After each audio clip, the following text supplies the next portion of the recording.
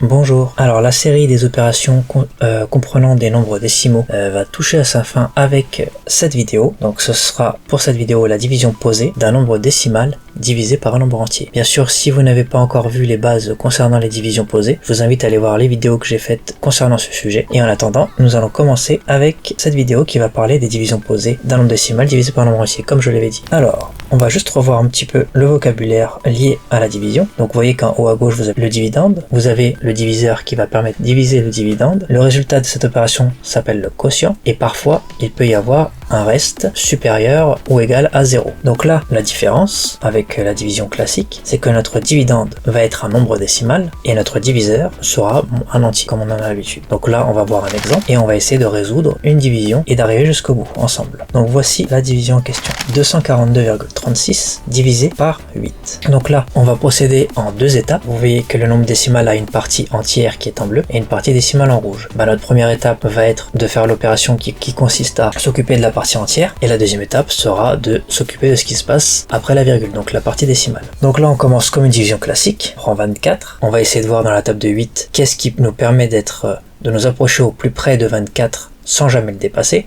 Donc on sait que 8 fois 1, 8, 8 fois 2, 16, 8 fois 3, 24. 24, c'est exactement ce qu'on cherche. Donc 8 fois 3, 24. Donc on pose notre 3 dans l'espace réservé au quotient. Et ensuite, on fait notre petite soustraction à gauche. Donc 8 fois 3, ça fait bien 24. Donc là, on a 24 moins 24. Il reste 0. Donc là, on descend notre 2. Ensuite, là, on doit savoir, dans notre table de 8, s'il y a quelque chose qui nous permet d'avoir un nombre qui s'approche de 2 sans jamais le dépasser. Déjà, 8 fois 1, ça fait 8. Donc malheureusement, on n'a qu'un seul choix, c'est 8 fois 0. 8 fois 0, ça fait 0. Donc là, on fait 8 fois 0. Donc on met notre 0 dans la partie réservée au quotient et après on fait la même chose, notre soustraction. Donc 8 fois 0 ça fait 0, donc 2 moins 0 ça fait 2, d'accord. Donc là on a terminé avec la partie entière, donc là on va passer à la partie décimale. Et donc qu'est-ce qu'il faut faire en premier lieu? C'est poser notre virgule. Donc là dans notre partie du quotient, après le 30, on met une virgule et là on continue notre division tout simplement. Donc là on avait un reste de 2, on va descendre notre 3, donc là on a 23. Donc 23 dans la table de 8, comment on fait pour s'en approcher sans jamais le dépasser? 8 fois 2, 16, 8 fois 3, 24. Donc 24 c'est trop grand, donc on s'arrête à 8 fois 2, 16. Donc on met notre 2 dans la partie du quotient et on fait notre soustraction. Donc maintenant on a 23 moins 16 et il reste 7,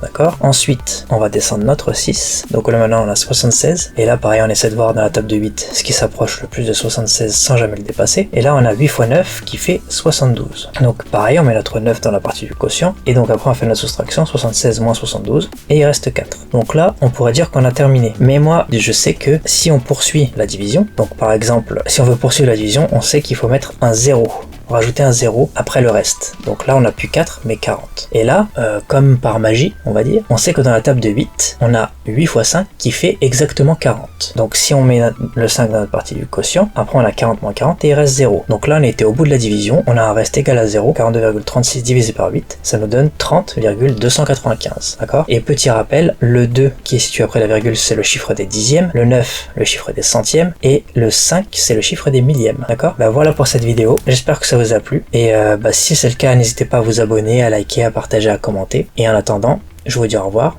et à la prochaine.